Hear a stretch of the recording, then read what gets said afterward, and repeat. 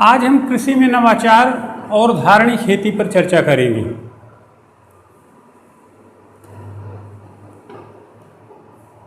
देश के पहले प्रधानमंत्री माननीय श्री जवाहरलाल नेहरू जी कहते थे कि हर चीज़ इंतज़ार कर सकते लेकिन खेती नहीं। खेती इंतज़ार करेगी कि नहीं करेगी यह बहुत अहम मुद्दा नहीं है, लेकिन आज समस्त विश्व को खेती का इंतज़ार ज़रूर है। आप देख रहे हैं कोरोना जैसी महामारी सामने है, आर्थिक मंदी छाई हुई है, व्यापार व्यवसाय एकदम से पस्त पड़ा हुआ है। समस्त विश्व की निगाहें खेती की ओर जाकर के टिक रही हैं। अंततः एक कड़वा सच है कि हम इन्फोटेक के उत्पाद और सोना चांदी नहीं खाएंगे, खाएंगे तो दाल और रोटी ही, और दाल और रोटी की संपूर्ति कृषि ही कर सकती है और कोई दूसरा विकल्प नहीं। अपेक्षा की जा रही है कि समाज, संस्थाएं, स्वयं सरकार, शोध और परिष्कार में लगे हुए तमाम संस्थान आज कृषि के बारे में कुछ बेहतर सोचें, कृषि को बेहतर करने की सोचें, जहां सत्ता प्रतिष्ठान की जिम्मेदारी सर्वाधिक है। कहा गया है कि अगर खेती में नवाचार लाना है, खेती में नए खिलाड़ियों, व्यापारियों को लाना है तो शुरुआत सरकार को करनी पड़ेगी। ध्यान रहे, निजी निवेश सरकारी निवेश का अनुगामी होता है, इस नाते पहल तो सरकार को करनी पड़ेगी। अपनी योजनाओं में कृषि को खास ध्यान देना पड़ेगा। इन सब संदर्भों का समाधान एकल बिंदु में आके सिमट जाता है कि कृषि को नवाचारी करना पड़ेगा, कृषि में नवाचार लाना पड़ेगा। इस प्रकार आज हम कुछ मुद्दों की चर्चा करेंगे। पूर्व की भांति हमने पहले कहा है कि तैयारी प्री मेंस इंटरव्यू की हो, आज हम उसी पैटर्न पर फिर बताएंगे। और कोई भी टॉपिक को शुरू करने के पहले उसकी शब्दावलियाँ जरूर जानें। तो संदर्भ पहले हम शब्दावलियों की चर्चा करेंगे, फिर नवाचार के साधनों संस्थाओं की चर्चा करेंगे। इसके बाद हम देखेंगे कि कुछ उदाहरण जो नवाचार के इस समय देश में खास तौर पर अपनी भूमिका अदा कर रहे हैं, फिर लाभ और हानि की चर्चा, धारणी खेती की चर्चा तब तक हम मिला जुला के कर चुके होंगे, फिर भी थोड़ी और। इसके बाद प्री मेन इंटरव्यू के क्वेश्चन आपको बताएंगे। अब हम शब्दावलियों की चर्चा करते हैं। पहले हम नवाचार अकेले डिस्कस कर देते हैं। नवाचार का क्या मतलब होता है, इनोवेशन का क्या मतलब होता है? समथिंग न्यू, कुछ नया, कुछ खास, कुछ विशिष्ट, समथिंग यूनिक। हमें कुछ अलग से करना है अपने विवेक का प्रयोग करके। बुद्धि तो हम पे है ही कि क्या करना क्या नहीं करना है, ज्ञान का स्तर तो हम पे है ही। उस बुद्धि को अर्थशास्त्र के विवेकीकरण के सिद्धांत के थ्रू, रेशनलाइजेशन के थ्रू हमें कुछ ऐसे शोध करने हैं, हमें कुछ नई नई बातें जनरेट करनी, डेवलप करने हैं, जिससे हमारी खेती नवाचारी हो सके। यहाँ पे सरकार, विभिन्न संस्थाएं, वैज्ञानिक संस्थान, व्यक्तिगत रूप में व्यक्ति नवाचारी हो सकता है, अपनी भूमिकाएं निभा सकता है। तो नवाचार का शाब्दिक अभिप्राय हुआ कुछ नया करने से, कुछ विशेष करने से, जिससे हमारी आवश्यकताएं जो खेती से संबद्ध हैं सर्वांगीण रूप में पूरी हो सके। खेती पोषणीय हो, किसान स्वस्थ हो, पीढ़ियां सुकून में रहें, वे किसी आर्थिक संकट को लेकर के भविष्य में सशंकित न हो। अब हम खेती की 3-4 पॉइंट एक साथ आपको बताएंगे। धारणी खेती, सहकारी खेती, अनुबंध खेती और जैविक खेती। Sustainable agriculture, cooperative farming, contract farming और फिर आपकी ऑर्गेनिक फार्मिंग। तो पहले हम आपको धारणी खेती बताते हैं। शब्द ही बताता जो धारण करने योग्य हो, ऐसी खेती की जाए जिससे वर्तमान की आवश्यकताएं तो पूरी हों और पीढ़ियां भी यह न कहें कि हम संकट हो। तो यहाँ पे मेन मुद्दा आता है पर्यावरण। ऐसी खेती करना, ऐसी खेती जो पर्यावरण से साम्य बनाए रखे हुए हो। इस प्रकार कृषि के संसाधनों में वृद्धि करे और उत्पादन मानव योग्य बनाए, ताकि आर्थिक स्थिरता आए और पर्यावरण से सामंजस्य भी बना रहे। ऐसी खेती कही जाएगी धारणीय खेती। पर्यावरण से सामंजस्य जरूरी है, ऐसी ही खेती को धारणीय खेती नाम दिया गया। इसके बाद आती है सहकारी खेती। सहकारी खेती वस्तुतः आपको विदित है कि देश में 80% किसान छोटी जोत वाले हैं। इस नाते सहकारी खेती की अवधारणा सामने आई। छोटी छोटी जोत वाले किसान आपस में अजम्बुल हों, एक निर्वाचित प्रबंध तंत्र के तले काम करें, उनकी जोत का स्वामित्व उनके पास रहेगा, जोत कृषि के काम आएगी। यहाँ पे 2 मुद्दे महत्वपूर्ण हैंगे, जोत योग्य भूमि तथा श्रम। इस प्रकार से कुछ किसान एक निर्वाचित प्रबंध तंत्र के तले अपनी जोत और श्रम को इकट्ठा करेंगे, सारी जमीन को इकाई मानेंगे, फिर उत्पादन करेंगे। उत्पादन को बांटने के 2 तरीके होंगे। पहला तरीका ये है कि जिनकी जैसी जोत तदनुरूप उनको प्रतिफल, और दूसरी बात श्रम पे निर्धारित होगी कि जिनका श्रम ज़्यादा होगा उन्हें श्रम का प्रतिदान ज़्यादा मिलेगा। इस प्रकार से छोटी जोत वाले किसान अपनी जोत का फ़ायदा तो पाएंगे ही, अगर उनके पास श्रम मान ज़्यादा होगा तो उनको श्रम की कीमत भी यथोचित मिल जाएगी। इस तरीके से वो दोहरे फायदे में रहेंगे और उनकी बेरोजगारी भी दूर हो। अगली चीज़ है अनुबंध खेती, कॉन्ट्रैक्ट फार्मिंग। इसमें ज़मीन तो किसान की होती है, लेकिन खेती वो दूसरे के लिए करता है। यहाँ पे वह किसान कॉन्ट्रैक्ट करता है किसी निगम से, किसी कंपनी से, किसी संस्था से, जहाँ पहले से ही तय हो जाता है कि आपको खेती तो कंपनी या निगम के तरीके से करनी, उपजाना वो है जो निगम कहेगा। सिंचाई खाद बीज में जो खर्चा लगेगा निगम देगा, कंपनी देगी, लेकिन जो निश्चित दाम निश्चित भाव पहले से तय हो जाएगा तो उस भाव पर क्वालिटी और क्वांटिटी को देखते हुए आपको मूल्यमान मिल जाएंगे, आपका कोई घाटा नहीं होगा। इसी क्रम में एक बात और स्पष्ट हो लें, अगर किसी तरीके से खेती जोखिम में पड़ती है या कीमत के उतार चढ़ाव आते हैं तो यहाँ किसान प्रभावित नहीं होगा, कंपनी उसे उचित प्रतिफल देगी जो तय किया गया है। इस तरीके से आपकी अनुबंध खेती है, जिसे पहली बार वैधानिक बनाया तमिलनाडु सरकार ने। अगली खेती है आपकी जैविक खेती। जैविक खेती जो उचित फसल चक्र पर आधारित हो, जो हरी खाद कंपोस्ट खाद पर आधारित हो, जो जीवांशों पर आधारित। यानी कहते हैं तेरा तुझको अर्पण क्या लागे मेरा, कुछ अतिरिक्त नहीं, संश्लेषित खाद की जरूरत नहीं है, रासायनिक खाद की जरूरत नहीं, कारखानों के खाद की जरूरत नहीं, पेस्टिसाइड की जरूरत नहीं, इंसेक्टिसाइड की जरूरत नहीं, वीडीसाइड की जरूरत नहीं है। यानी कि खरपतवारनाशियों, कीटनाशियों, रासायनिक उर्वरकों के प्रयोग के बिना जो खेती गोबर पर की खाद पर होगी, कंपोस्ट पर होगी, जैव उर्वरकों पर होगी, उसे कहा जाएगा जैविक खेती। यह खेती पर्यावरणीय होगी, उत्पादन भी ज़्यादा बढ़ाएगी, नवाचारी भी होगी और किसी तरीके से बीमारी का भी संकट उत्पन्न नहीं होगा, साथ साथ अगल बगल की फसलें भी प्रभावित नहीं हों।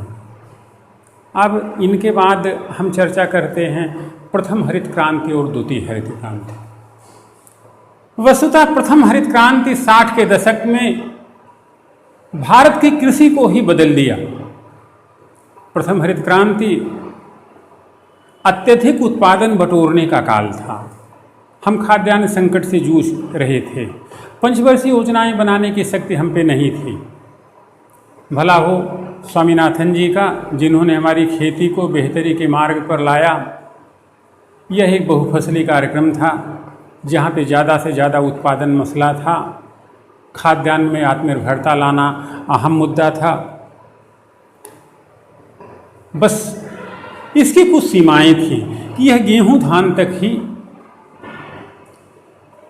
सिमटा रहा और लाभ भी बड़े किसान ही पाए, खास तौर पर पंजाब और हरियाणा के। जहाँ तक द्वितीय हरित क्रांति की बात है तो यह प्रथम हरित क्रांति का विस्तृत, बहुप्रचारित तथा विकसित और प्रवर्धित रूप है। यह धान और गेहूं से ही न बल्कि आगे बढ़ करके यह इंद्रधनुषी क्रांति की ओर बढ़ा।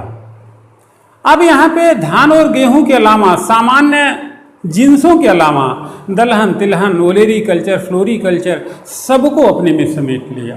जैसे इंद्रधनुष में 7 रंग होते हैं, वैसे कृषि की सारी विधाएं, सारे उत्पाद द्वितीय हरित क्रांति में समेटे गए और जोर दिया गया मिट्टी से विपणन तक, सॉइल से मार्केटिंग। अभी हम आगे डिटेल करेंगे। यानी कि मिट्टी के देख रेख से शुरू होकर के कहानी, जब अनाज के बीज की बात आए वहां तक की बात द्वितीय हरित क्रांति में समेटा गया, और जिससे किसान किसी भी तरीके से घाटे में न रहें। आई मीन उनके उत्पादन का उन्हें उचित मूल्य मिले। आज मुद्राधानी फसलें, शुष्क भूमि खेती इत्यादि भी इसी कूट में आ गया है द्वितीय हरित क्रांति में। अगर द्वितीय हरित क्रांति सम्यक स्वरूप आ गई तो हमें आत्मनिर्भर होने से कोई रोक नहीं सके। आगे टर्म इंद्रधनुषी क्रांति। इंद्रधनुषी क्रांति वस्तुतः द्वितीय हरित क्रांति से उपजा हुआ विषय है। जैसे कहते हैं कि इंद्रधनुष में 7 रंग होते हैं, ऐसे खेती की समस्त विधाएं, जो भी बागवानी हो, फूल की खेती हो, तिलहन हो, दलहन हो, मुद्रादायनी फसलें हों,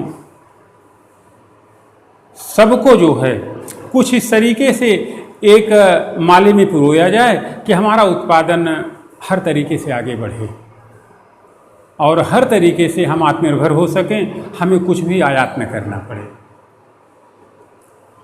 मुद्रादायनी फसलें भी हम आपको बता चुके हैं, थोड़ा सा फिर से एक बार जान लें। मुद्रादायनी फसलों का मतलब होता है परंपरा से इतर, यानी कि गेहूं, धान, ज्वार ही नहीं, ऐसी फसलें जो हमें अपने उत्पादन का प्रत्यक्ष मौद्रिक मूल्य दें, उन्हें मुद्रादायनी फसलें कहेंगे।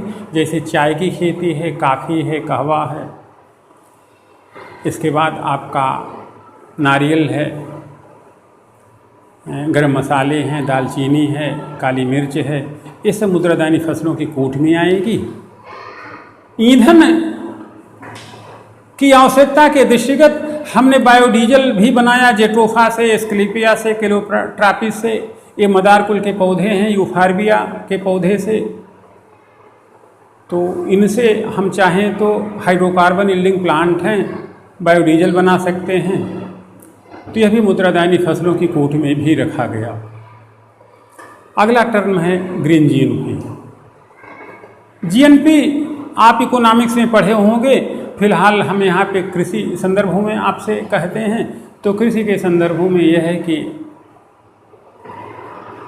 पर्यावरणीय साम्य बनाए रखते हुए निश्चित समय अवधि में उत्पादित अंतिम वस्तु एवं सेवाओं का मौद्रिक मूल्य ग्रीन जीएनपी कहलाएगा, जहां उद्देश्य है कि उत्पादन के साथ साथ पर्यावरण से संबंध हमारे सधे रहे। तो ऐसा उत्पादन हरित सकल राष्ट्रीय उत्पाद कहलाएगा। अब हम 2 टर्म 3 टर्म और यूज करेंगे आगे। एक है कृषि का दवाखाना, इसी के साथ मिट्टी से विपणन तक, सॉइल टू मार्केटिंग। यह वस्तुतः नीतीश जी जब गृह मंत्री थे तब आई हुई अवधारणा है। कृषि के दवाखाने से मतलब, एग्री क्लिनिक से मतलब यह है कि आमतौर पे आप देखते हैं कि हमारी जो ज़मीनें हैं, जोते हैं, अगर वो 1 बीघा ज़मीन है तो हर जगह तब तो एक सार नहीं रहते हैं। कहीं पे नाइट्रोजन की कमी है, कहीं पे सल्फर की कमी है, कहीं पोटेशियम की कमी है, कहीं किसी और तत्वों की कमी है।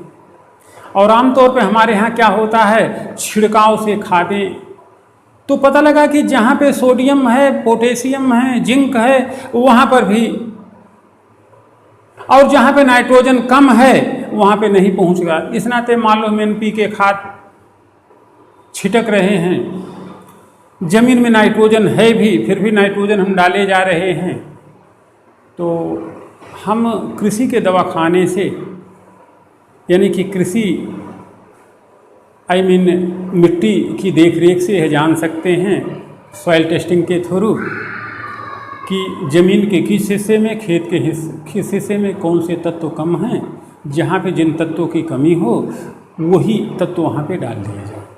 फ़ायदा ये होगा कि उचित मान में उर्वरक खेती को मिल सकेंगे और उर्वरकों का वेस्ट भी नहीं। तो इसे कहते हैं कृषि का दवाखाना। सॉइल की टेस्टिंग के थ्रू यह जानना कि हमारी मिट्टी, हमारी खेती किस जगह पे किस तत्व की न्यूनता का शिकार है, जानकारी प्राप्त करने के बाद वही तत्व वहाँ पे डाल देना, ताकि हमारी खेती उपजाऊ भी हो, उपज भी हो।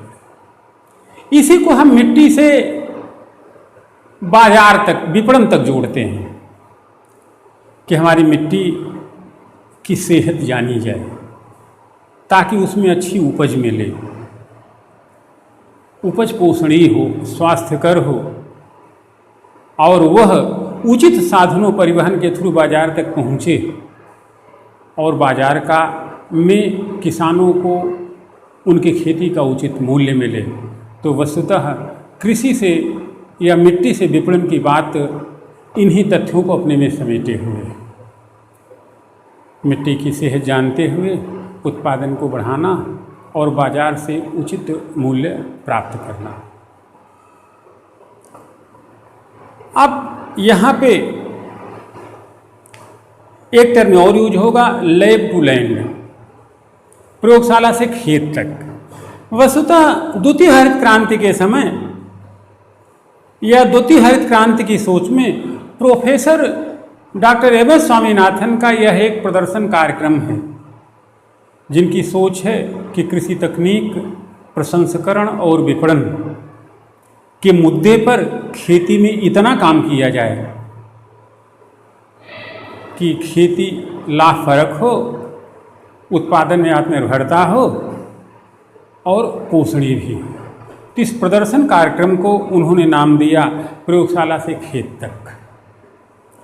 इसको हम बायोइन्फॉर्मेटिक्स के थ्रू भी बताते हैं। बायोइन्फॉर्मेटिक्स का मतलब होता है जैव सूचना विज्ञान। लैब में अगर रिसर्चेज खूब हो जाएं, अच्छे अच्छे उर्वरक बना लिए जाएं, संकर प्रजातियां विकसित कर ली जाएं जिनसे उत्पादन भी बेहतर हो, लेकिन अगर उनकी जानकारी लोगों तक, जन तक, कृषक तक न पहुंचे तो शोध और परिष्कार का कोई मतलब नहीं है। तो जैव सूचना विज्ञान वस्तुतः सूचना प्रौद्योगिकी और बायोटेक्नोलॉजी के संगम से उपजी हुई विधा है, जहां उद्देश्य ये है कि प्रयोगशाला की हुई खोजें जानकारी के रूप में किसानों तक पहुँचे, तभी उसका लाभ किसानों को मिल सकता है।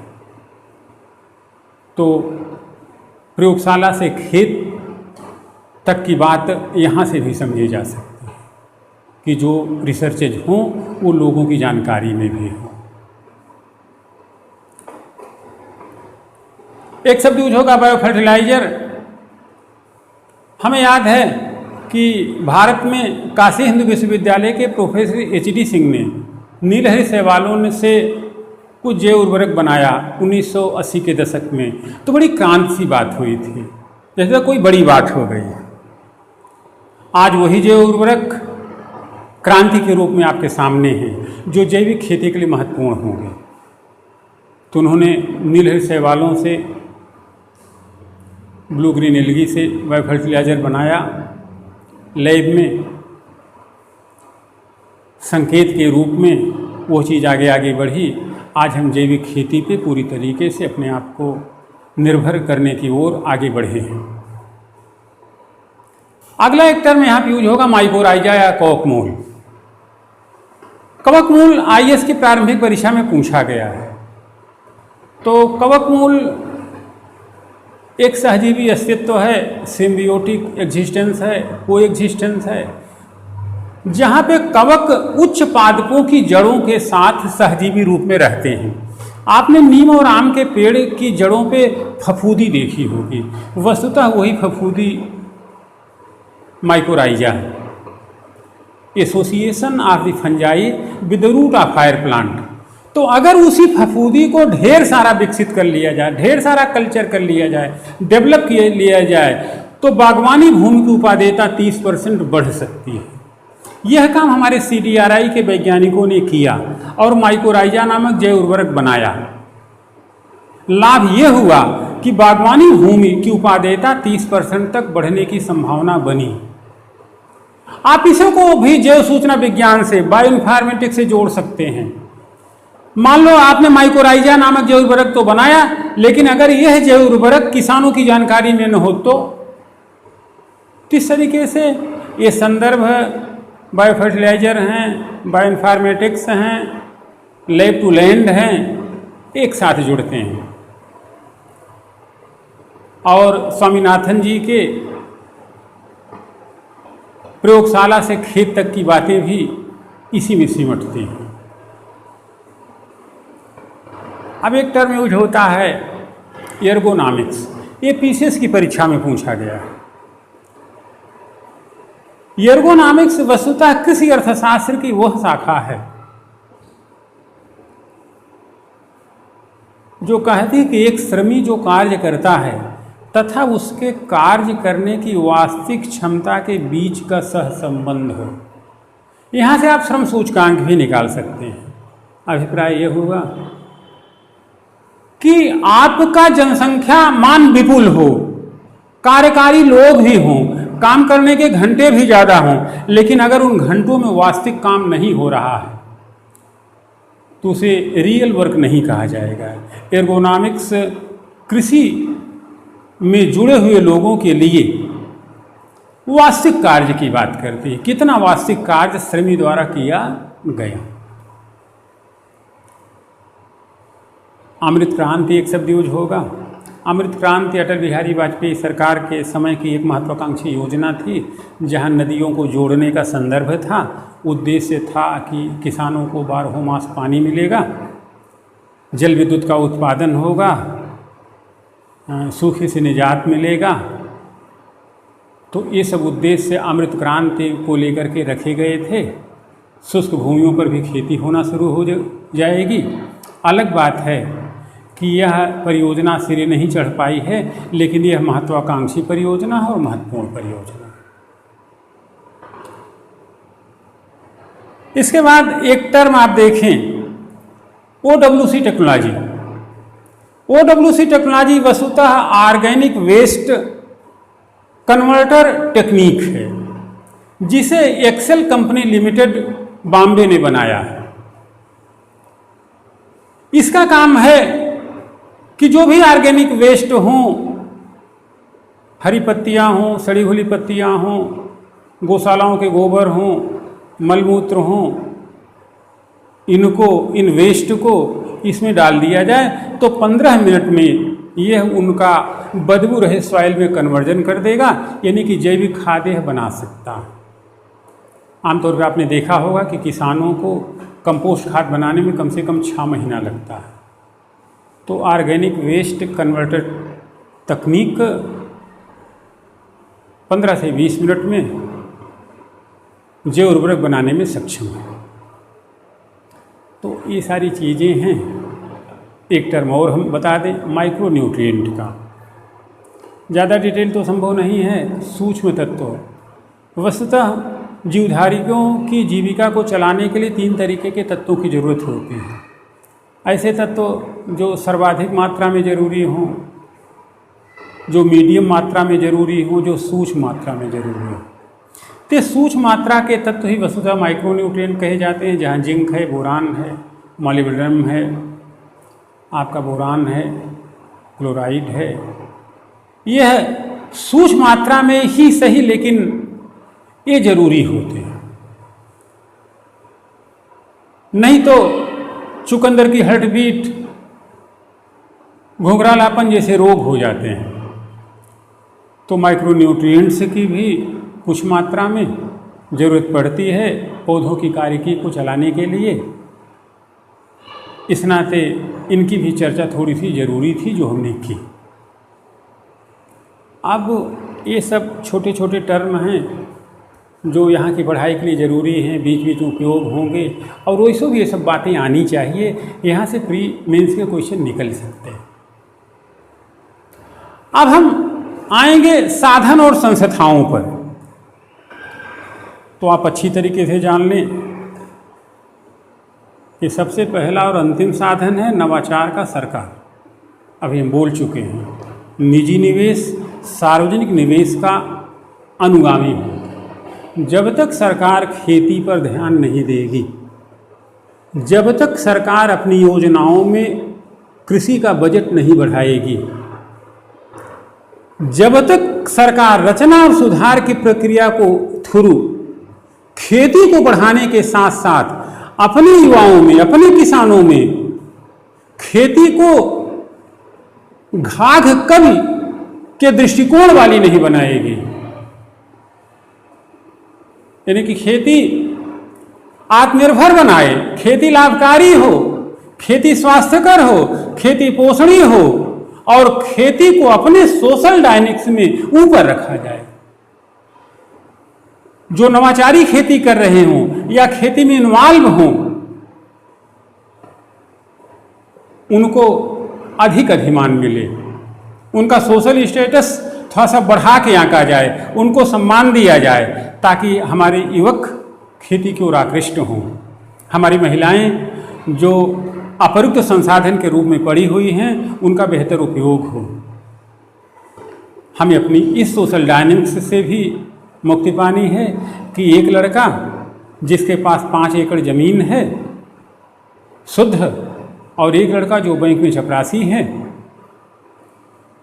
तो हम बैंक में चपरासी वाले लड़के को, चूंकि उसके पास मौद्रिक संपदा ज़्यादा है, हम फॉरवर्ड मानते हैं, और 5 एकड़ ज़मीन वाले लड़के को बैकवर्ड मानते हैं।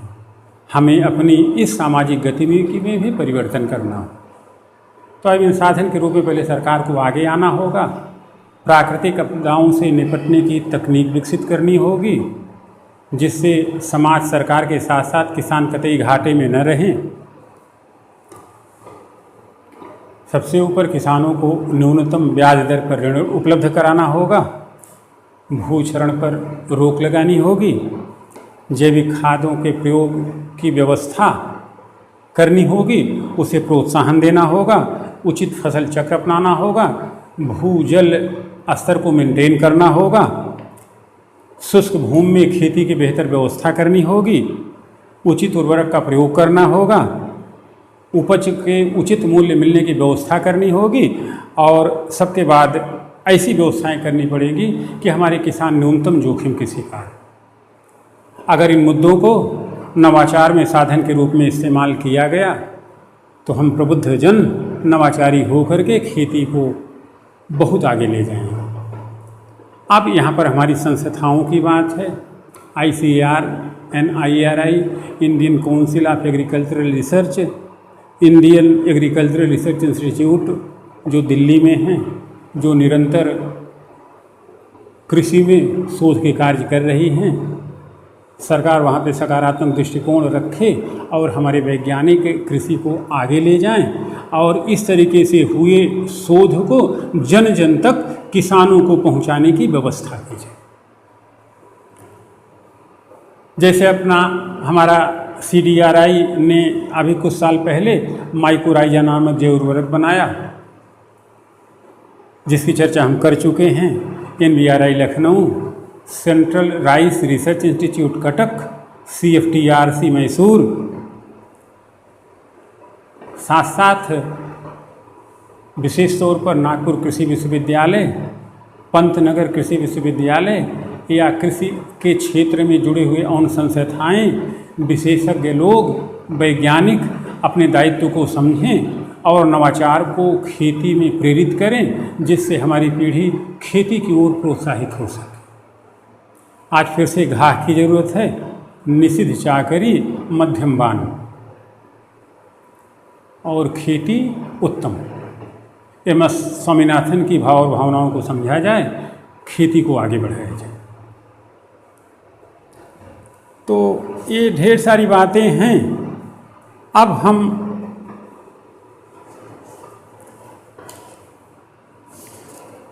नवाचार के कुछ उदाहरण आपको बताते हैं। अभी हाल में 2018-19 में आउटलुक मैगजीन ने एक अवार्ड कार्यक्रम रखा था, जिसमें अवार्ड देने के लिए बड़ी बड़ी संस्थाओं के वैज्ञानिक, कृषि विशेषज्ञ, देवेंद्र शर्मा वगैरह, कृषि सचिव, कृषि पंडित, कृषि अध्येता का एक ऐसा कॉन्क्लेव बनाया कि हम कुछ ऑनलाइन जानकारियां जुटाते हैं। देश में जो लोग नवाचार में लगे हुए हैं, यदि उनकी जानकारी और उनके कार्य खास हैं तो हमारी मैगजीन उन्हें पुरस्कार देगी, अवार्ड देगी। तो इस क्रम में पहला नाम आया मिसेज पुष्पा साहू का। ये रायपुर की कृषि महिला उद्यमी हैं। इन्होंने उस मुथक का ही अंत कर दिया कि खेती के लिए अपनी ज़मीन होनी भी जरूरी है। वस्तुतः इन्होंने अपने छत पर चौकोर और वर्गाकार, गोलाकार कुछ प्लेटफार्म बनाए, जिस पर उन्होंने खेती की शुरुआत की। वहाँ पर उन्होंने सेब की खेती, चीकू, कीनू, अनार, तमाम सब्जियाँ, ब्रोकली और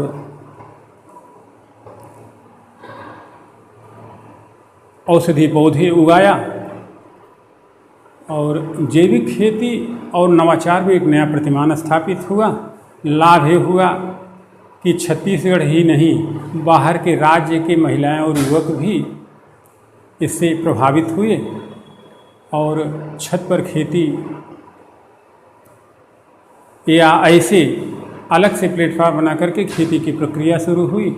छत्तीसगढ़ सरकार तो इतना ज़्यादा प्रभावित हुई कि उसके कृषि मंत्री ने अपने सब बड़ी बड़ी जो इनके नगर निगम थे, बिलासपुर, रायगढ़, रायपुर, दुर्ग इत्यादि में अनिवार्य रूप से घर की छत पर जो खेती करने वाले लोग थे उनको प्रोत्साहन दिया और एक किट बंटवाया, complete vegetable growing kit in urban areas योजना शुरू की, जहाँ पे 4500 की किट 500 में प्रोवाइड की गई कि आप लोग अपनी छतों पर खेती करें।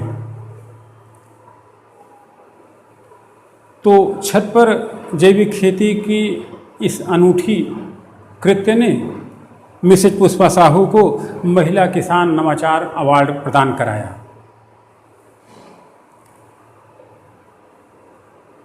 यहाँ पर नींबू, सेब, एप्पल बेर, ड्रैगन फ्रूट, चीकू इत्यादि की खेती मिसेज पुष्पा साहू ने पूरी सफलता के साथ की और जैविक खेती की, रासायनिक उर्वरकों का उपयोग नहीं किया।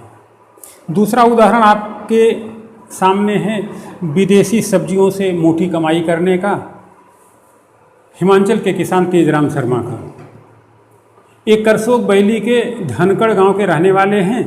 इनके पास 2 एकड़ से भी कम ज़मीन थी।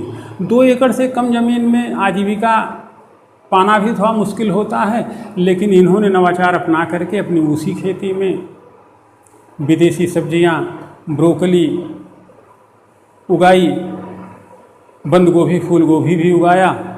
खास यह रहा कि इन्होंने जैव उर्वरक भी खुद से बनाया, रासायनिक उर्वरकों का प्रयोग नहीं किया। एक और ख़ास बात यह रही कि पिछले साल इनकी ब्रोकली 450 रुपये किलो बिकी और दिल्ली के 5 स्टार होटलों में इनकी ब्रोकली की बड़ी डिमांड है। निश्चित तौर पे तेजपाल शर्मा जी के इस नवाचार का उपयोग अन्य लोग न किए हों, न कर रहे हों, यह असंभव है। तो यह अगला मील का पत्थर था। इसके बाद एक एग्जाम्पल आता है कम पानी की खपत में ज़्यादा उत्पादन का। तो वैसा काम किया आंध्र प्रदेश के प्रकाशम जिले के कृष्ण कट्टाराम ने, जिन्होंने फसलों को काफ़ी नज़दीक नज़दीक लगाया और नज़दीक लगा करके बीच में पानी को अजम्बुल किया, संचित किया, जिससे कम पानी में ज़्यादा से ज़्यादा खेती हो सके। साथ साथ इन्होंने ट्राइकोडर्मा नामक फंगस और नीम की निम्बोली के चूर्ण को मिला करके अपने चने के खेती का इलाज भी किया। कपास की खेती में इन्होंने माइक्रो न्यूट्रिएंट डाल करके कपास का उत्पादन बढ़ाया, जो भी हमने आपको बताया, जिंक बोरान वगैरह।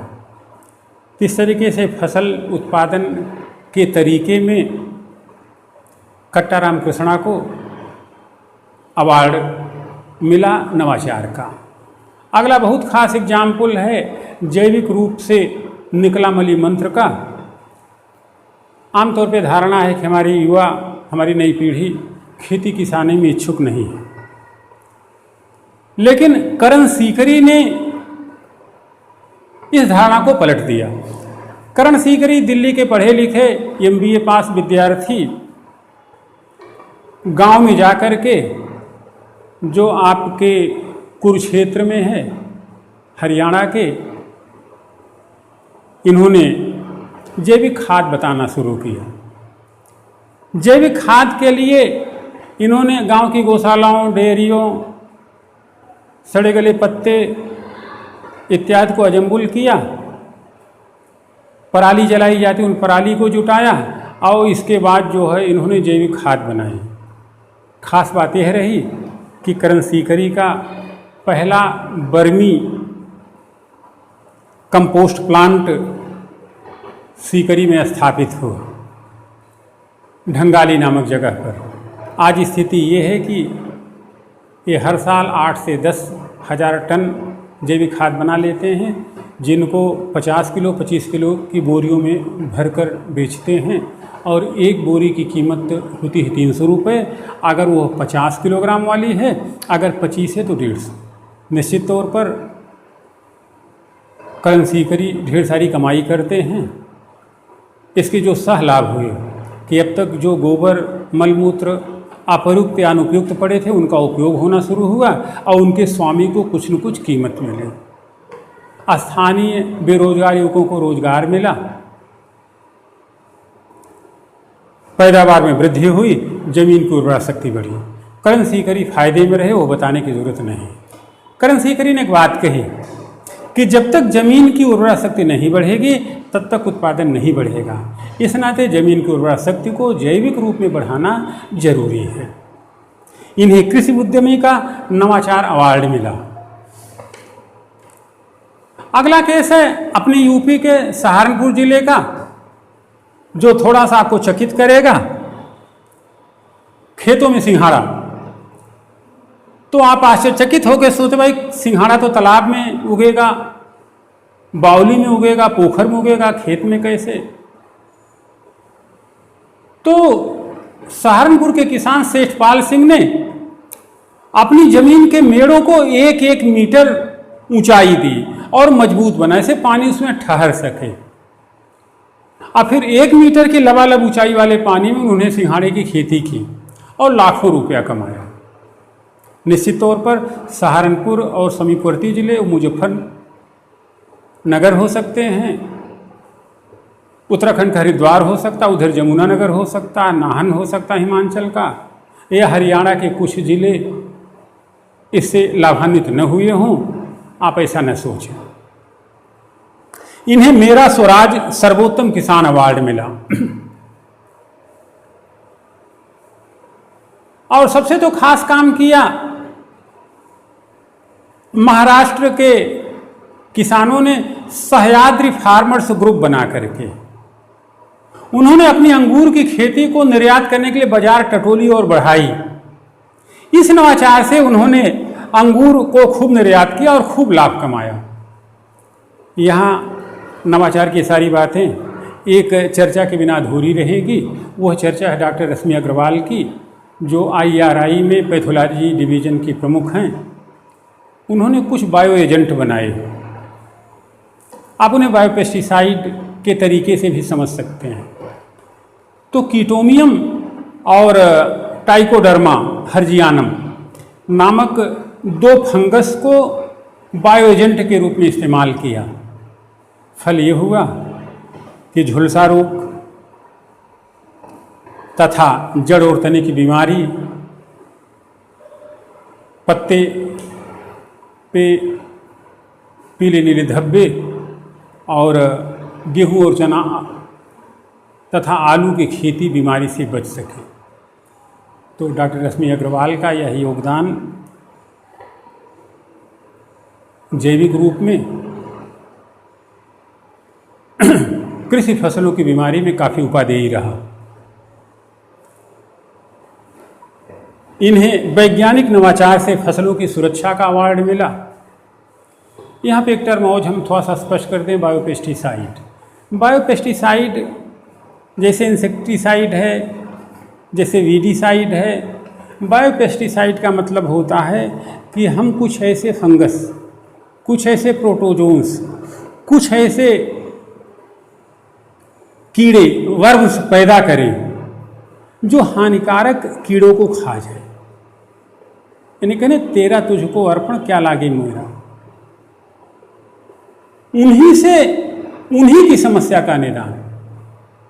तो सरलीकरण ये है कि एक शुद्ध और लाभदायक मछली हानिकारक मछली को खा जाए तो कोई साइड इफेक्ट भी नहीं पड़ेगा और तालाब का पानी भी शुद्ध रहेगा। इसे कहते हैं बायोपेस्टिसाइड, जहाँ पे फंजाई, वर्म्स, प्रोटोजोन्स इत्यादि प्रयोग में लाए जा सकते हैं, जो लाए जा रहे हैं। तो यह है आपके नवाचार के मसले, उदाहरण। जहाँ तक लाभ और हानि की बात है तो हानि तो है नहीं, लाभ ही लाभ है। इसे आप खुद से 2-4 पॉइंट में कलेक्ट कर लें। उत्पादन ज़्यादा होगा, उत्पादन लाभकर होगा, उत्पादन पर्यावरणीय होगी, पीढ़ी स्वस्थ होगी, सुखी होगी, सानंद होगी और सबके बाद पीढ़ी भविष्य के किसी ऐसे संकट से नहीं जूझेगी जो आशंकाएं उसके मन में उमड़ती घुमड़ती रहती हैं। तो लाभ और हानि का मसला इतने में खत्म हो जाता है। अब टिकाऊ खेती, धारणिक खेती की परिभाषा हमने बता दिया है और अभिमुख परीक्षा का क्वेश्चन लिखाएंगे। हमें यकीन है कि आप उसे समझ लेंगे। चूंकि अभी 1 घंटे के लिमिटेशन से हैं, थोड़ा सा काम ज़्यादा है। जब आप इसका आंसर अभी लिखेंगे तो आप आराम से समझ जाएंगे, कोई दिक्कत नहीं। ऐसी खेती जो टिकने लायक हो, जो धारण करने लायक, जो पर्यावरण से साम्य रखने वाली हो। तो वहाँ इन संदर्भों से हम प्री का क्वेश्चन निकालते हैं। पहला क्वेश्चन, एर्गोनॉमिक्स क्या है? विकल्प बना लें। ए, फसल उत्पादन की क्रिया। बी, फसलों की रोग से सुरक्षा। सी, कृषि अर्थशास्त्र की वह शाखा जो श्रमी द्वारा किया गया कार्य तथा उसके द्वारा वास्तविक कार्य करने की क्षमता के सहसंबंधों का अध्ययन करता हो। डी, नवाचारी कृषि। उत्तर स्पष्ट है कि सी है, टिक कर दें। अगला क्वेश्चन, अनुबंध खेती के संदर्भ में कुछ कथन दिए गए हैं। कथनों की सत्यता का परीक्षण करते हुए सत्य कथन की पहचान कीजिए। नंबर 1, तमिलनाडु देश का प्रथम राज्य बन गया है जिसने कृषि उपज और पशुधन संविदा खेती तथा सेवा ब्रैकेट में संवर्धन और सुविधा अधिनियम, agricultural produce and livestock contract farming and services bracket में प्रमोशन एंड फैसिलिटेशन एक्ट को मंजूरी देने के साथ ही अनुबंध कृषि पर कानून बनाया है। नंबर 2, अनुबंध खेती के अंतर्गत बाजार मूल्य में उतार चढ़ाव होने की स्थिति में यह कानून किसानों के हितों की रक्षा का उपाय कर सकेगा। तो पढ़ी हुई बातों के आधार पर आप देखेंगे कि दोनों बातें सही हैं। इस नाते उत्तर आपका सी होगा। 1 और 2 दोनों सही हैं। अब अगर हम यहीं पर मुख्य परीक्षा की ओर बढ़ें तो पहले निबंध का टेस्ट होगा, तो निबंध की बात आप देख लें। निबंध की टॉपिक आज रहेगी, हर चीज़ इंतजार कर सकती है लेकिन खेती नहीं। आज खेती संकट में, खेती पोषणी नहीं रही। कोरोना की महामारी ने हमें कृषि की ओर सोचने के लिए विवश हुआ। हमारे कल कारखाने पस्त पड़े हैं, आर्थिक स्थितियां हमारी दिनों दिन खराब होती रही। तो कृषि इंतजार करे न करे, अब हमें कृषि का इंतजार करना होगा और जवाहरलाल नेहरू जी के इस स्टेटमेंट की कदर करनी होगी, खेती को आगे बढ़ाना होगा। इससे हट करके कुछ हम बातें आपको बोलते हैं जो कोट करने में आपको अच्छा आएगा, इसमें भी कहीं आप यूज कर सकते हैं, क्योंकि निबंध है तो डिटेल में यहाँ बताया नहीं जा सकता। फिलहाल खेती बड़ी होनी चाहिए। खेती में घाघ को महत्व देने का वक्त आ गया है। एम.एस. स्वामीनाथन को समझने का दिन आ गया है। जवाहरलाल नेहरू जी की भावना को समझने का वक्त आ गया। अभी 29 जुलाई को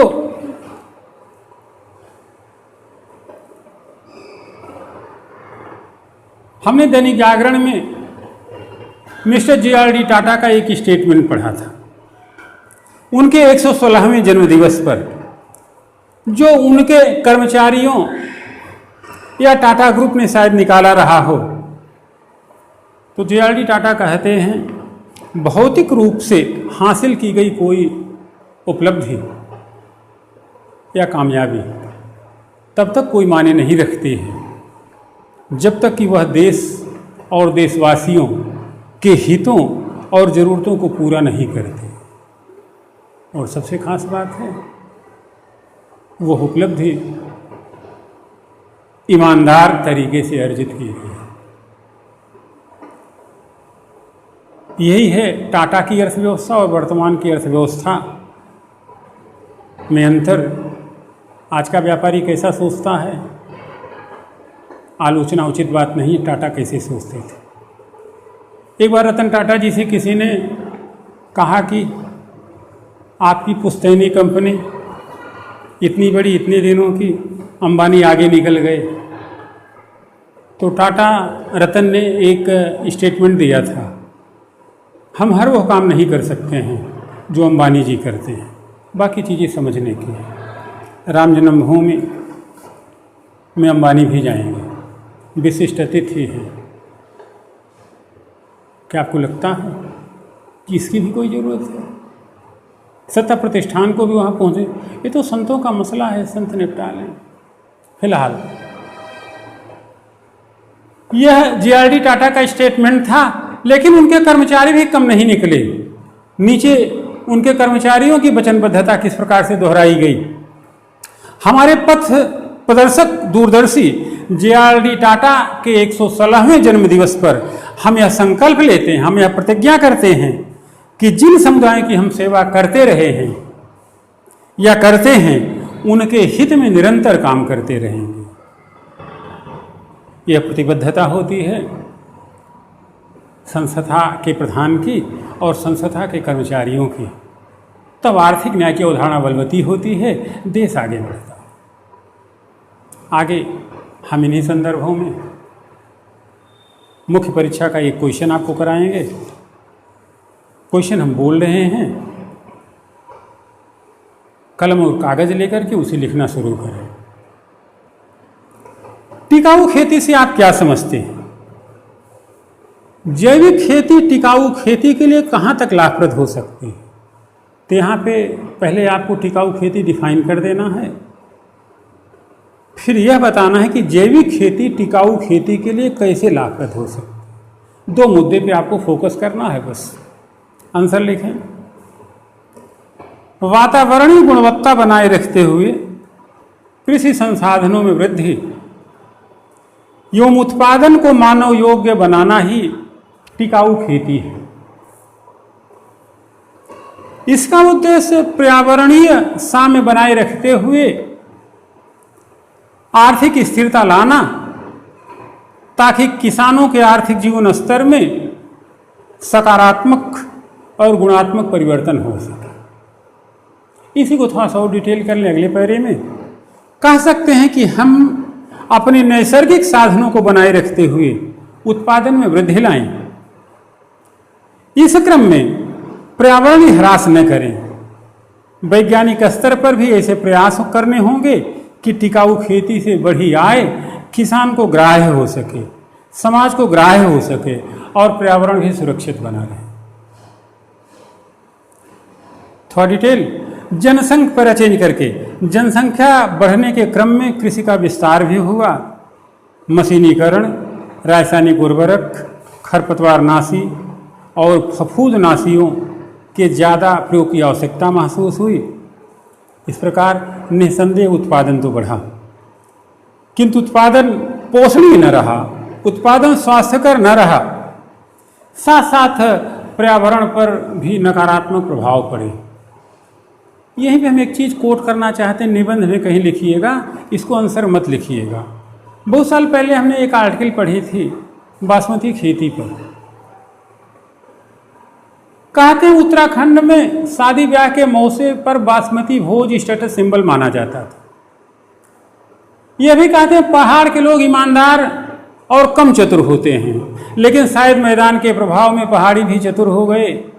बासमती चावल में के उत्पादन में पेस्टिसाइड, इंसेक्टिसाइड, रासायनिक उर्वरकों का प्रयोग करना शुरू कर दिए। उत्पादन तो बढ़ा निस्संदेह, लेकिन बासमती की सेंट खत्म हो गई। अब बासमती किस अर्थ का है, बाकी आप समझें। अब आगे देखें।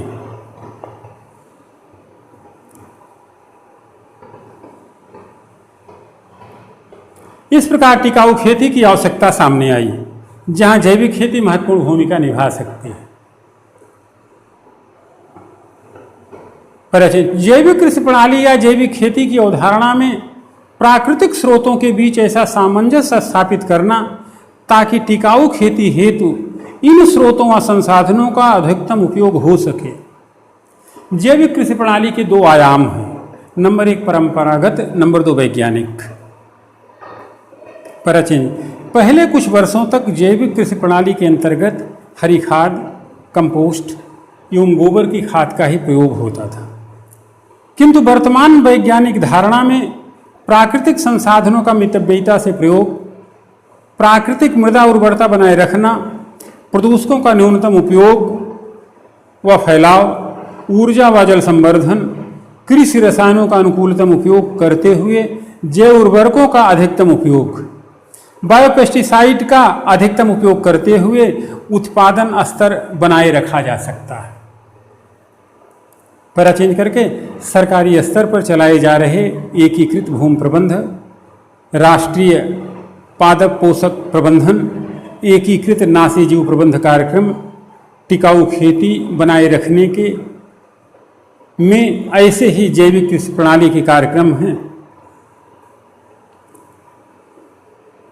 बायोपेस्टिसाइड, ब्रेकेट लाभकारी कीट प्रजाति, जीवाणु, फफूंद, प्रोटोजोन्स का प्रयोग करके हम हानिकारक कीटों से बचाव कर सकते हैं। साथ साथ वर्षा एवं सिंचित जल का संरक्षित उपयोग, जो जैविक खेती के ही संदर्भ हैं, को अपना करके हम अपनी टिकाऊ खेती को और अधिक लाभप्रद बना सकते हैं। तो इस तरीके से आपका मेंस का क्वेश्चन हो गया एक। आंसर कोई भी परफेक्ट नहीं होता है, खासतौर पर यूपीएससी में। इस नाते कुछ हमसे, कुछ अपने से, कुछ यहाँ से, कुछ वहाँ से, अंततः अपने आप को जनरेट करके एक परफेक्ट आंसर खुद से बना। अगला संदर्भ साक्षात्कार की ओर खींचता है। तो फर्ज करो आप डीकन प्लेटेव पे हो, चंद्रपुर महाराष्ट्र में आपकी पोस्टिंग हो गई। देश की ऊर्जा आवश्यकता को देखते हुए, वहाँ के किसानों की आर्थिक स्थिति को देखते हुए आप कोई ऐसा प्लान और प्रोजेक्ट बनाएं जिससे ईंधन की समस्या दूर हो, सरकार को भेजें तो इस तरीके के क्वेश्चन भी आपसे पूछे जा सकते हैं। रूपा मिश्रा से ऐसे ही एक क्वेश्चन कोई पूछा गया था कि नक्सलवाद की समस्या से निपटने के लिए, और ख़ास बात रही कि नक्सलवाद काटेकुन पर हुआ भी। आप कोई ऐसा प्रोजेक्ट बना करके सरकार को भेजें जिससे नक्सलवाद की घटना पे कमी आई। तो ठीक इसी तरीके से चंद्रपुर में पदस्थापन के दौरान, पठारी पहाड़ी इलाका है, तो हमारे यहाँ एक पौधा होता मदार, जिसे बोटनी में केलोट्रापिस कहते हैं। तो वैसे वहाँ पे इसी प्रजाति का एक बड़े फूल वाला पौधा है केलोट्रापिस, एस्क्लेपिया।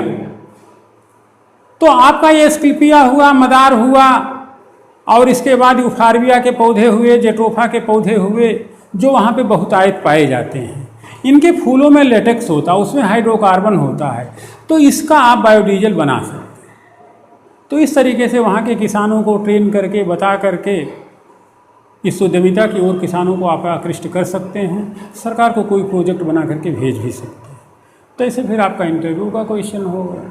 ईंधन की समस्या से आपने क्षेत्र को ध्यान रहे, जब आप जिलाधिकारी होते हैं तो हर मुद्दे के जिलाधिकारी होते हैं, हर घंटे के जिलाधिकारी होते हैं, रात 3:23 पर भी आप जिलाधिकारी होते हैं। आपकी अपनी कोई ज़िंदगी नहीं होती। आपकी अगर ज़िंदगी होती तो जिले की ज़िंदगी होती। किस तरीके से आपको हर संदर्भों पे आपको केवल सामान्य लॉ एंड ऑर्डर नहीं देखना है, विधि व्यवस्था भी देखनी है, न्याय भी देखना है, सामान्य प्रशासन भी देखना है, रेवेन्यू भी देखना है, खेती किसानी भी देखना है, बाग बगीचे भी देखना है, सब कुछ देखना है। तो इस तरीके से इंटरव्यू का प्रश्न आपका हो गया। तो इस तरीके से प्री मेन इंटरव्यू के प्रश्न हो गए, निबंध का हो गया, और संदर्भ में आप अपना महत्तम बेहतर करने का प्रयास करें। हम अपेक्षा करते हैं कि हमारी खेती नवाचारी हो। किसान आत्महत्या कर रहे हैं, विदर्भ की वही हाल है, बुंदेलखंड की वही हाल है। हमारा सरकारी तंत्र किस तरीके से काम कर रहा है बताई जाने की जरूरत नहीं है। एक अच्छी बात है कि वर्तमान सरकार के दृष्टिकोण कृषि के लिए थोड़े से बेहतर हुए हैं।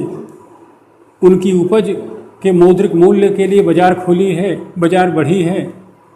इसका लाभ कितना मिलेगा ये तो आने वाला कल बताएगा, लेकिन संभावनाएं बेहतर हुई हैं। तो हम इन 2-4 उदाहरणों के तहत आप जहाँ भी हो, जैसे भी हों, कृषि में नवाचार लाएं, कृषि में उत्पादन बढ़ाएं, कृषि को पर्यावरणीय बनाएं, स्वस्थ बने, सुशील बने, संस्कारवान बने, निरोग रहें,